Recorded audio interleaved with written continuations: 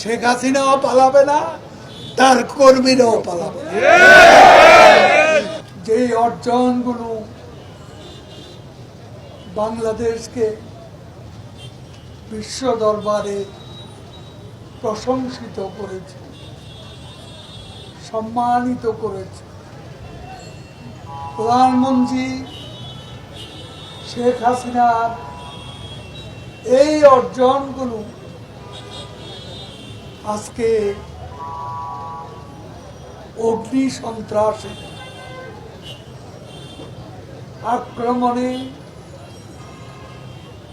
আজকে ধ্বংসলীলা পরিণত হয়েছে।